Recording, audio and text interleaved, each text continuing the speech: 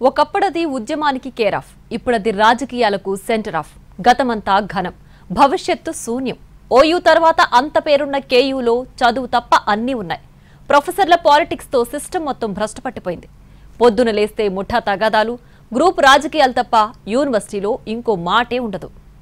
Kakatiya university తెలంగాణలో ఉస్మానియా తరువాత అంత ప్రతిష్టాత్మక విశ్వవిద్యాలయం. ఓయూ పీజీ సెంటర్గా ప్రారంభమై 1976లో కాకతీయ యూనివర్సిటీగా ఆవిర్భవించింది. 4 విభాగాలతో ప్రారంభమై అంచెలంచెలుగా ఎదుగుతూ ప్రస్తుతం 28 డిపార్ట్మెంట్లతో కొనసాగుతోంది. 3 ఉమ్మడి జిల్లాల పరిధిలో ఉంది. ప్రభుత్వ, ప్రైవేట్, అటానమస్ డిగ్రీ కళాశాలలు కలిపి 292 విద్యాసంస్థలు అనుబంధంగా ఉండగా పీజీ కాలేజీలు 74, ఇంజనీరింగ్ కాలేజీలు 6, ఫార్మసీ 25. ఇలా లక్షలాది మంది విద్యార్థులు కేయూ నీడన చదువుకుంటున్నారు. ఈ 45 ఏళ్లలో లక్షల మంది విద్యార్థుల భవిష్యత్తుని వెలిగించిన కేయూ ఇవాళ అనేక రాజకీయ కొట్లాటల నడుమ గుడ్డిదీపమై కొట్టుమిట్టాడుతోంది. న్యాక్ A+ గ్రేడ్ సాధించిన యూనివర్సిటీ మొత్తం పాలిటిక్స్కి అడ్డాగా మారింది. ఎంతసేపు గ్రూప్ రాజకీయాలు, ముఠా తగాదాలు. అధ్యాపకుల కొరత వేధిస్తోంది. గెస్ట్ ఫ్యాకల్టీతో నెట్టుకొస్తున్నారు. పార్ట్ టైం లెక్చరర్స్ ఎప్పుడు చూసినా ధర్నాలో ఉంటారు. ఒక్కో ప్రొఫెసర్ 5-6 డిపార్ట్మెంట్లు చూసుకుంటున్నారు. విద్యార్థుల మధ్య చిచ్చుపెట్టి పొలిటికల్ పార్టీలు చలి కాచుకుంటున్నాయి. ప్రొఫెసర్ల మీద లైంగిక వేధింపుల ఆరోపణలు ఉన్నాయి. యంగ్ ఇండియా స్కూల్ కోసం కేయూలో 15 ఎకరాల భూసేకరణ ప్రతిపాదనకు పాలక మండలి ఓకే చెప్పింది. సర్కారు నిర్ణయాన్ని విద్యార్థులు తప్పుపట్టడం లేదు, కానీ దానికి మరో మార్గం సూచిస్తున్నారు. గతంలో కేయూ క్యాంపస్లో CRPF క్యాంప్ పెట్టారు. దాని నుంచి భూమిని స్వాధీనం చేసుకోవటానికి పాలక మండలి నానా తిప్పలు పడింది. ఇప్పుడు యంగ్ ఇండియా మరో ప్రతిపాదనతో వచ్చింది. అయితే విద్యార్థుల వెర్షన్ ఏంటంటే, ఒకప్పుడు కేయూ 672 ఎకరాల విస్తీర్ణంలో ఉండేది. కాలక్రమంలో 150 ఎకరాల దాకా అన్యాక్రాంతమైంది. క్యాంపస్ 3 వైపులా దర్జాగా కబ్జా పెట్టారు. ఆ భూమిని విడిపించకుండా ఉన్న ల్యాండ్ని వేరే అవసరాలకు వాడుకుంటూ పోతుంటే భవిష్యత్తులో కొత్త కోర్సులు వస్తే బిల్డింగ్స్ ఎక్కడ కడతారనేది స్టూడెంట్స్ చెప్తున్నమాట. ఆ కట్టేదేదో కబ్జా కోరల నుంచి విడిపించిన భూమిలో కడితే బాగుంటుందని సూచిస్తున్నారు. యూనివర్సిటీకి అనేది ఒక షేప్ ఉంటుంది. ఆ షేప్ ఒకటి ఇప్పటికే కబ్జా గురైంది. మొత్తం కూడా యూనివర్సిటీ ల్యాండ్స్ మొత్తం కూడా 672 ఎకరాల ల్యాండ్ యూనివర్సిటీ నిర్మించుకుంటే, ముందు స్టార్టింగ్లో నిర్మించుకుంటే, దాని తర్వాత క్రమంగా సంవత్సరాలు గడుస్తున్న కొద్దీ, వందల సంవత్సరాలు గడుస్తున్న కొద్దీ ఏమైందనంటే 150 ఎకరాల పైగా కబ్జా అయిందని చెప్పి vigilance report, regional report, physical report కానీ రిపోర్ట్ ఇచ్చిన. ఇంతవరకు కూడా ఇక్కడ ఉన్న కలెక్టర్ కానీ, స్థానిక ఎమ్మెల్యే కానీ, యూనివర్సిటీ ఇంతకుముందు VC ప్రతాప్ రెడ్డి, రిజిస్టర్ మల్లారెడ్డి వీళ్ళెవరు కూడా స్పందించకుండా, కబ్జాకూర్లపై చర్యలు తీసుకోకుండా ఈరోజు కాకతీయ యూనివర్సిటీ భూములు ఏవైతే ఉన్నాయో వాటిని ఇంటిగ్రేటెడ్ పాఠశాలకు ఇవ్వడాన్ని మేము తీవ్రంగా వ్యతిరేకిస్తున్నాం. నిజమే, విద్యార్థుల వెర్షన్ కూడా సబబుగానే ఉంది. ఇది మెజారిటీ జనం చెబుతున్న మాట. కబ్జా అయిన భూమిని యూనివర్సిటీ అధికారులు స్వాధీనం చేసుకోవటానికి ఎలాంటి ప్రయత్నమూ లేదు. విజిలెన్స్ రిపోర్ట్ ఇచ్చినా చర్యలు తీసుకోలేదు. ఇప్పుడేమో ఉన్నదాంట్లోనే కొత్త అవసరాలు తీరాలంటున్నారు. క్యాంపస్లో చాలా చెట్లు నరికివేశారు. యూనివర్సిటీ రూపం కోల్పోయింది. ఇప్పటికీ SDLC భవనంలోనే విమెన్స్ ఇంజనీరింగ్ కాలేజ్ నడుస్తోంది. అటు చూస్తే లా కాలేజీకి హాస్టల్ సౌకర్యం లేదు. అడిగితే బిల్డింగుకు ప్లేస్ లేదంటున్నారు. మెస్ స్థలం కబ్జా అయింది. దాన్ని తిరిగి స్వాధీనం చేసుకోకుండా అధికారులు తాత్సారం చేస్తున్నారు. ఉన్న భూమిని కాపాడేందుకు ప్రహరీ కట్టాలని ప్రతిపాదించారు. కానీ సర్వేలతోనే కాలం గడిపేస్తున్నారు. యూనివర్సిటీలో వందలాది పోస్టులు ఖాళీగా ఉన్నాయి.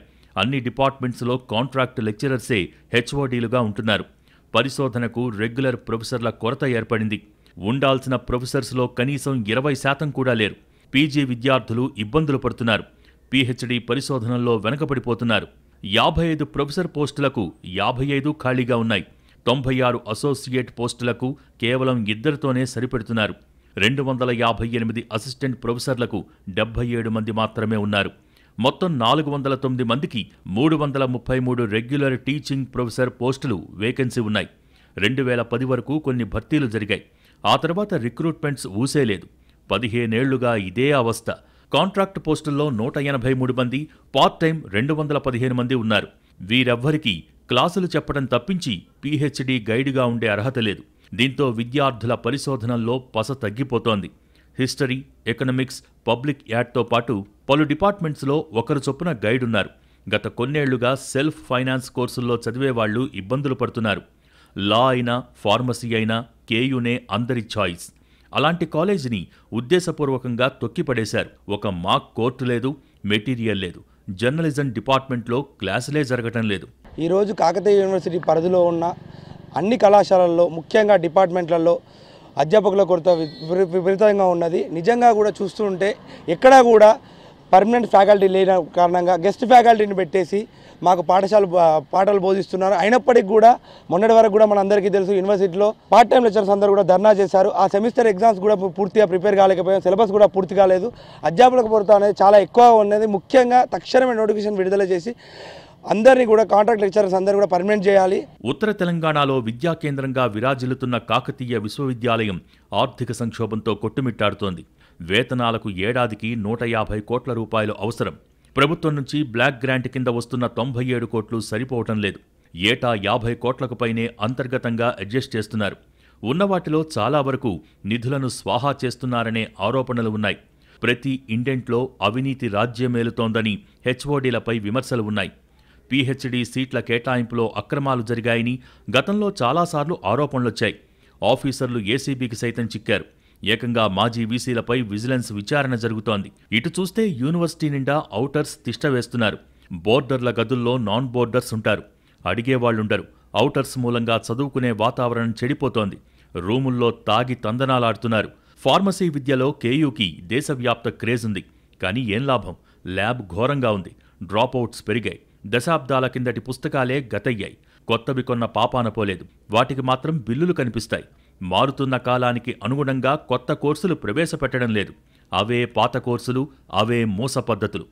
ఇక కామన్ మెస్ పరిస్థితి మరీ దారుణంగా ఉంది. 1-2 తప్ప ఏ హాస్టల్లోనూ వసతులు లేవు. మరుగుదొడ్లు క్లీన్ చేసి కొన్ని నెలలైంది. కేర్ టేకర్లు పట్టించుకోరు.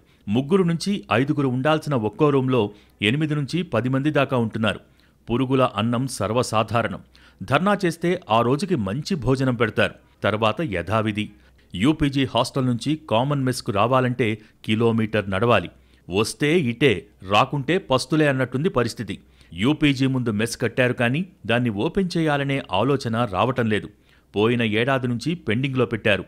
1400 మందికి ఒక మెస్ అంటే మీరే ఊహించుకోండి. ఈరోజు యూనివర్సిటీ మెస్సుల్లో థ్రాటికాలిటీ ఫుడ్ ఏదైతే ఉందో దాన్ని తీసుకొచ్చి తక్కువ ధర తీసుకొచ్చి ఆ కాంట్రాక్టర్లు కానీ ఆ ఎగ్స్ కానీ ఆ బిర్యానీ కానీ థ్రాటికాలిటీ ఫుడ్ని తీసుకొచ్చి ఈరోజు విద్యార్థులు పెట్టడం వల్ల అనారోగ్య పరిస్థితులకు వాళ్ళు గురవుతున్నారు, తినలేకపోతున్నారు. కొంచెం తినంగానే వాళ్ళ గ్యాస్ ఫామ్ అయినంటే విద్యార్థులు ఎక్కువ తినలేకపోతున్నారు. దాన్ని స్వయంగా మేము అనుభవిస్తున్నాం కాబట్టి మేము చెప్తున్నాము, కర్రీస్ ఇట్లా ఏం మంచిగా ఉంటలేవు. అలా ఈరోజు కుక్కలు వచ్చి ఆ గిన్నెలు ఆ పల్లెలు నాకే పరిస్థితి ఈరోజు మన కేయూ మెస్లో ఉన్నది. ఇక గర్ల్స్ హాస్టల్ మెస్ గురించి ఎంత తక్కువ చెప్పుకుంటే అంత మంచిది. వాళ్ల మెస్లో 2000 కార్డులున్నాయి. కానీ సీటింగ్ కెపాసిటీ మాత్రం 150. తినే దగ్గరే టైం అంతా వేస్ట్. అమ్మాయిల హాస్టల్లో తిష్టవేసిన సమస్యలు 1 కాదు 2 కాదు. చాలా దుర్భరమైన పరిస్థితుల్లో చదువుకుంటున్నారు. శానిటేషన్ సరిగా లేదు. ఇన్ఫెక్షన్ బారిన పడుతున్నారు. బాత్రూంలోకి వెళ్లాలంటేనే హడలిపోతున్నారు. సమస్యల గురించి మాట్లాడితే టార్గెట్ చేస్తున్నారు. కొందరు విద్యార్థులు రాజకీయ పార్టీల గుప్పెట్లో ఉండి ఎవరి పబ్బం వారు గడుపుకుంటున్నారు. అట్లనే ఇప్పుడు గర్ల్స్ హాస్టల్ ఉన్నది. ఆ గర్ల్స్ హాస్టల్లో దాదాపు 1600 నుంచి 2000 మెస్ కార్డులు ఉంటే అక్కడ సిట్టింగ్ కెపాసిటీ మనం తినే టైంలో సిట్టింగ్ కెపాసిటీ కేవలం 150 నుంచి 200 మందికి మాత్రమే ఉన్నది. అట్లాంటి సందర్భంలో ఒక డైనింగ్ హాల్ని శాంక్షన్ చేసే పరిస్థితి ఉన్నది అని అడిగినప్పుడు అప్పుడు కూడా వాళ్ళు చెప్పిన సమాధానం యూనివర్సిటీలో ప్లేస్ లేదని చెప్పేసి. ఓవైపు బిల్డింగ్ కూలే పరిస్థితిలో శిథిలావస్థలో ఉన్నా కూడా దాన్ని పట్టించుకునే పాపాన ఎవరు పోలేదు. యూనివర్సిటీ గర్ల్స్ హాస్టల్లో అనేక రకాల సమస్యలు ఉన్నాయి. కేయూలో ఏ హాస్టల్ చూసినా ఏమున్నది గర్వకారణం. గదులన్నీ పశువుల కొట్టం కంటే హీనం. ఫ్యాన్లు ఊడి నెత్తిన పడుతున్నాయి. స్లాబ్ పెచ్చులు భయపెడుతున్నాయి. యూనివర్సిటీ 10 హాస్టల్స్ను మెయింటైన్ చేస్తోంది. 800 మంది బోర్డర్లు ఉన్నారు. 9 హాస్టల్స్ క్యాంపస్లో ఉంటాయి. 1 సుబేదారిలో ఉంటుంది. పోతన, గణపతిదేవ, విద్యారణ్య, పద్మాక్షి ఉమెన్స్ హాస్టల్ ఇలా 10లో 8 దారుణంగా ఉన్నాయి. హాస్టల్ పరిసరాలను ఊడ్చటం మర్చిపోయారు. ప్రాపర్ శానిటేషన్ లేదు. కేయూలో సీటొచ్చిందని గర్వంగా ఫీల్ అయి వస్తే ఇక్కడ సమస్యలు చూసి ఎందుకొచ్చాన్రా దేవుడా అనుకునే పరిస్థితి దాపురించింది. ఒక దండెం మీదనే 20 మంది బట్టలు. అల్మారాల్లేవు. పరుసులకు రక్షణ లేదు. రాత్రిళ్లు ఫోన్లకు భద్రత లేదు. ల్యాప్టాప్ ఉంటే ఎవరెత్తుకెళ్తారో అని టెన్షన్. కిటికీలకు డోర్లు లేవు. ఉన్నవాటికి అద్దాల్లేవు. విపరీతమైన దోమలు. పగలంతా ఈగలు, వానాకాలం పాములు, తేళ్లు. ఏది అలాట్ చేస్తే దాంట్లో ఉండాల్సిందే. కాదు కూడదు అంటే ఉన్నది కూడా పోతుంది. మాకు ఇది ఒకటే అలాట్ చేసారు ఇక్కడ యూనివర్సిటీలో ఎక్కడ హాస్టల్స్ లేవు కాబట్టి ఇక తప్పకుండా ఇక్కడే ఉండాల్సి వస్తుంది మాకు. డైరెక్టర్ సార్ ఎవరికి చెప్పినా కానీ పట్టించుకోరు. సార్ పాములు వస్తున్నాయి అది అని చెప్పినా కానీ లైట్ తీసుకుంటారు, వాళ్ళు కూడా ఏం పట్టించుకోరు. ఇక్కడ హాస్టల్ ఎప్పుడున్నా కానీ ఎవరేం రెస్పాండ్ కారు పైనుంచి. మేము కూడా సైలెంట్గా ఏం చేయలేక సైలెంట్గా ఉండిపోతాం. బయట నుంచి పాములు వస్తాయి, బయట నుంచి వెళ్ళి ఇంకా ఆ కుక్కలు ఉంటాయి బయటనే వండుకుంటాయి, లైట్ లేవు. అటు పోతే బాత్రూమ్స్ అయితే అస్సలు లేవు. బాత్రూమ్ చూసిర్రు అనుకో మీరు గలీజ్ అంటారు, ఇంకా ఘోరంగా ఉంటాయి, వేస్ట్ ఉంటాయి. కావాలంటే ఒకసారి చూడండి. మళ్ళీ ఇళ్ళ నుంచి వెళ్ళి పాములు కూడా వస్తారు సైడ్ నుంచి వెళ్ళి. అక్కడ బండలు పెట్టినాం, ఇబ్బంది, భయంగా వండుకుంటున్నాం. మొత్తం పండుడు, లైటింగ్ లేదు, ఆ ఫ్యాన్లు కూడా అంత కరెక్ట్గా తిరిగాయి. రాష్ట్రంలో రెండో అతిపెద్ద యూనివర్సిటీగా పేరున్న కేయూ వచ్చే ఆగస్టు నెలలో గోల్డెన్ జూబ్లీ వేడుకలకు సిద్ధమవుతోంది. ఆ చరిత్రను స్మరించుకునే ముందు యూనివర్సిటీలో సమస్యలను పరిష్కరించాలని విద్యార్థి సంఘాల నేతలు